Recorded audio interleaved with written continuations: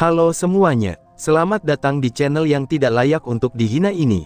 Sebelum kita mulai, atur posisi santainya, seruput kopinya, dan mari kita berkhayal. Mu Xuanyin terlihat diam sambil memikirkan hal tersebut, karena memang benar musuh Lin Tian ini jauh dari yang mereka bayangkan. Bahkan ini sudah di luar dari imajinasi mereka sendiri.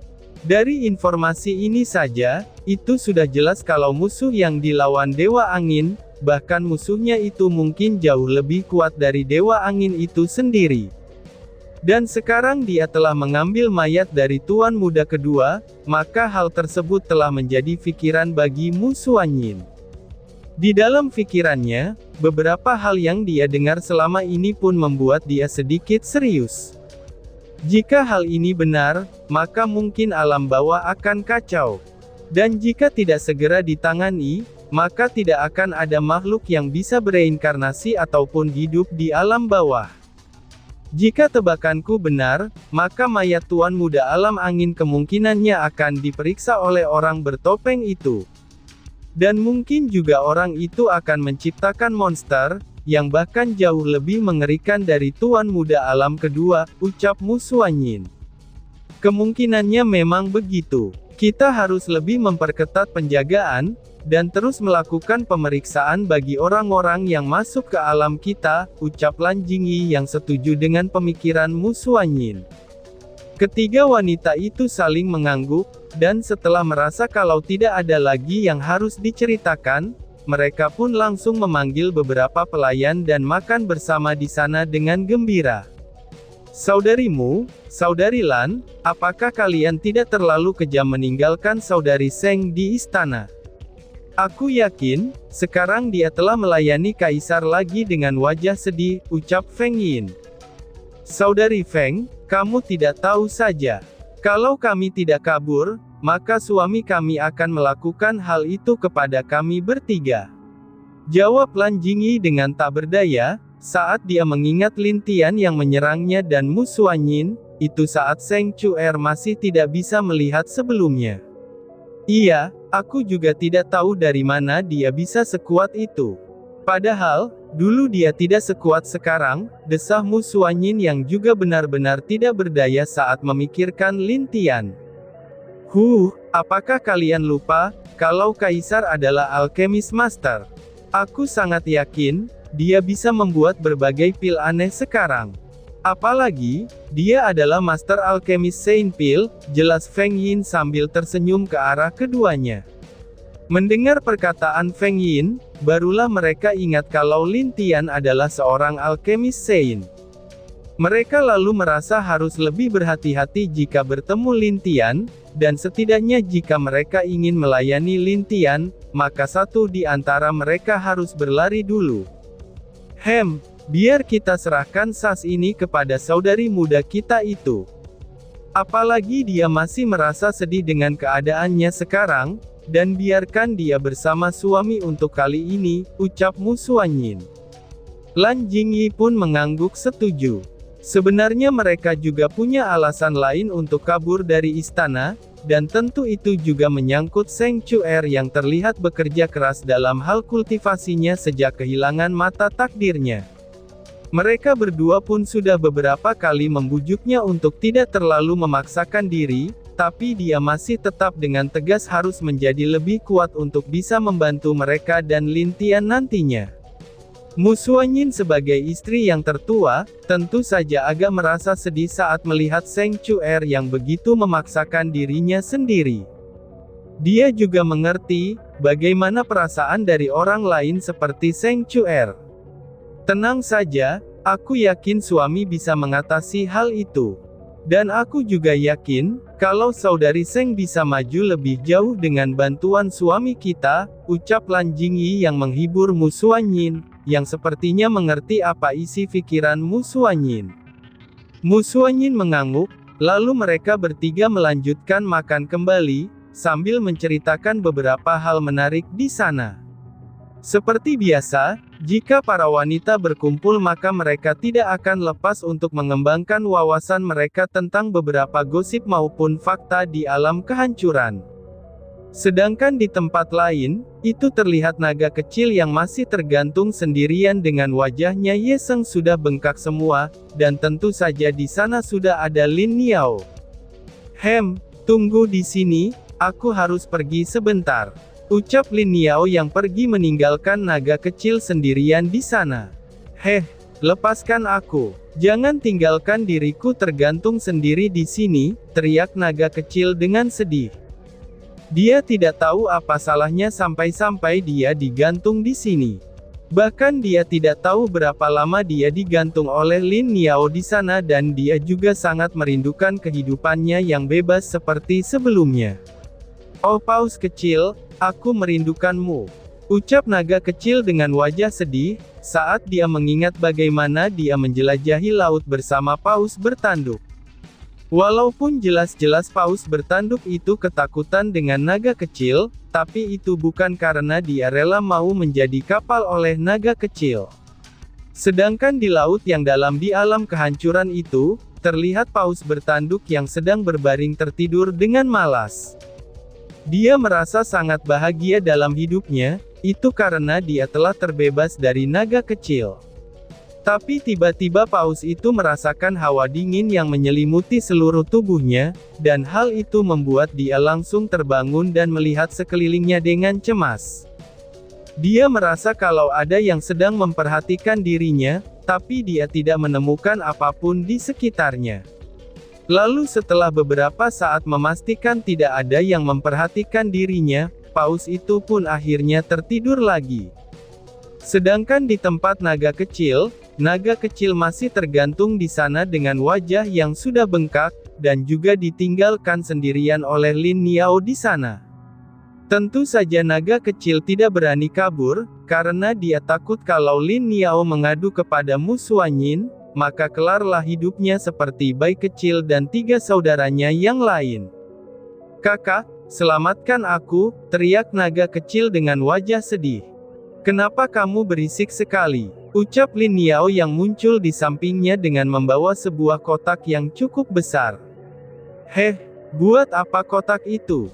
Tanya naga kecil. Oh, ini kebetulan sekali, tadi kakakmu telah memberikanku kotak ini. Aku sendiri tidak tahu apa isinya, dan sekarang aku baru saja akan membuka kotaknya, jawab Lin Niao. Saat kotak itu terbuka, di sana ada beberapa makanan yang terlihat baru saja disiapkan. Dan juga, saat naga kecil memandang makanan itu, air liurnya menetes tanpa sadar. Dia benar-benar lupa rasa sakit di wajahnya, dan hanya memandang ke arah kotak itu dengan penuh semangat. Kenapa kamu terlihat begitu sangat bersemangat? Tanya Lin Niao dengan senyum menggoda. Lin Niao dengan santainya mengambil salah satu makanan itu, lalu memakannya di hadapan naga kecil. Wah, makanan ini enak sekali, ucap Lin Niao. Hehehe, bisakah aku mencobanya satu? Ucap naga kecil dengan wajah yang sangat kelaparan. Kamu mau? Tanya Lin Niao. Naga kecil tentu saja langsung mengangguk. Tapi Lin Niao hanya tersenyum, lalu melanjutkan memakan makanan yang ada di kotak itu dengan santai. Dia bahkan sesekali menggoda naga kecil yang sudah benar-benar gila, dan terus berteriak karena menginginkan makanan itu. Anjay, kenapa wanita bisa sekejam ini? Teriak naga kecil sambil memandang Lin Niao yang terus menggodanya. Setelah 1 minggu berlalu, Lin Tian selalu membantu Seng Chuer untuk berlatih. Baik itu berlatih pedang, kekuatan jiwa, ataupun beberapa keterampilan teknik tingkat dewa. Dan dalam 1 minggu itu, Seng Chuer terlihat sudah berkembang daripada sebelumnya. Dia juga telah diajari Lin Tian menggunakan teknik pedang elemen miliknya, tapi dikarenakan Seng Chuer memiliki kekuatan kehidupan, Lin Tian terpaksa mengubahnya sesuai dengan kekuatan Seng Chuer. Walaupun begitu, hasilnya sudah cukup bagus karena dalam 1 minggu ini, Seng Chuer terlihat lebih terbiasa menggunakan pedang di tangannya. Meskipun dia dulu sudah menggunakan pedang juga, tapi jelas saja itu juga dibantu dengan mata takdir yang membuat dia lebih kuat dari yang lain. Suami, apakah kita bisa mencoba untuk memanggil rohku sekarang? Tanya Seng Chuer yang terlihat kelelahan, itu setelah beradu pedang dengan Lin Tian. Belum, mari kuasai teknik pedangmu sampai sempurna. Dan setelah itu, kita akan mencoba memanggil roh lagi untukmu, jawab Lin Tian dengan senyum lembut di wajahnya. Seng Chuer mengangguk patuh kepada Lin Tian, karena bagaimanapun juga, sekarang Lin Tian adalah gurunya. Ayo, serang aku dengan kekuatan penuhmu. Anggap saja aku adalah musuhmu, ucap Lin Tian dengan serius. Seng Chuer yang mendengar itu mengubah wajahnya, dan dia segera mengangguk. Segera, dia mengayunkan pedangnya ke arah Lin Tian tanpa ragu. Hiat, teriak Seng Chuer yang menyerang Lin Tian dengan serius. Sing sing sing, Lin Tian tidak melawan, dan dia terus menangkis dan membiarkan Seng Chuer terus menyerangnya dengan pedang di tangannya itu. Jelas saja Lin Tian ingin dia terbiasa, dan mencoba menambah pengalaman bertarung Seng Chuer juga. Lin Tian bukan hanya sering menangkis saja, dia juga akan menyerang sedikit, itu agar Seng Chuer sadar di mana kekurangan dan juga kelemahan dari seni berpedangnya tersebut. Akibat dari itu, Seng Chuer mulai bisa mengubah cara berpedangnya, dan menutupi sedikit demi sedikit celah pada gerakannya. Walaupun sudah membaik, tapi masih lambat. Mungkin dulu karena roh takdir, kamu jadu bisa melihat dengan sempurna. Tapi sekarang, itu sudah tidak ada lagi. Jadi cobalah merasakan, dan prediksi sendiri kemana arah pedang lawanmu, ucap Lin Tian yang mengingatkan istrinya itu dengan tegas. Siap, jawab Seng Chuer tanpa mengeluh ataupun marah dengan perkataan Lin Tian. Mungkin jika itu adalah sebagian dari wanita lain, mereka pasti akan memarahi balik suami mereka di saat dinasehati seperti itu, meskipun kadang-kadang itu adalah hal yang baik. Lin Tian yang melihat tekad Seng Chuer mengangguk puas, dan dia tentu tidak akan mengecewakan semangat istrinya tersebut. Jadi dia mulai serius, dan mengeluarkan tekanan pedangnya yang sama kuatnya dengan kekuatan Seng Chuer. Bang! Pertarungan mereka berdua membuat ledakan yang cukup keras, meskipun mereka berada sedikit lebih jauh dari istana. Tentu saja beberapa pelayan dan juga penjaga istana tahu, kalau hal itu terjadi karena kaisar dan permaisuri mereka sedang berlatih. Jadi mereka tidak terlihat cemas ataupun takut akan terjadi sesuatu, karena sudah ada informasi dari permaisuri Lan Jingyi sebelumnya. Bang! Di langit, dua wanita melihat semua yang terjadi di bawah mereka dengan wajah tenang. Mereka adalah Ming Bier dan Bai Yu yang saat ini memandang Seng Chuer dengan mata penuh kasih sayang. Di antara menantuku, Chuer lah yang paling lembut dan pekerja keras, ucap Bai Yu yang tiba-tiba tersenyum di sana.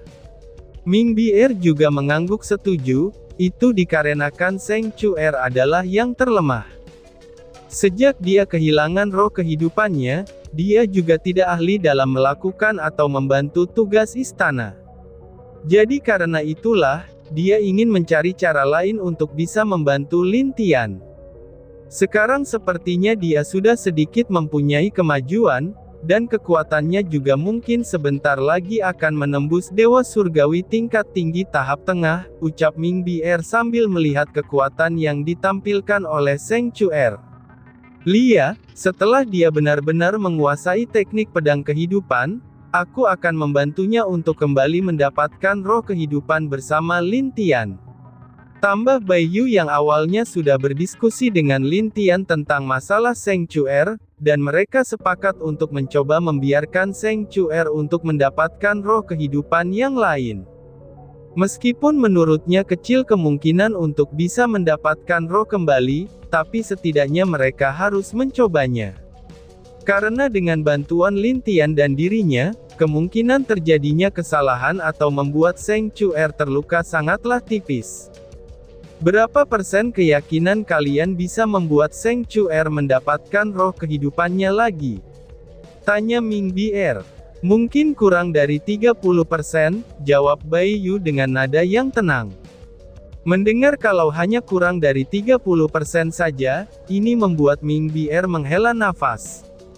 Dia sudah tahu kalau kekuatan orang-orang dari alam kehidupan ini, kebanyakan dari mereka karena roh kehidupan yang ada pada mereka.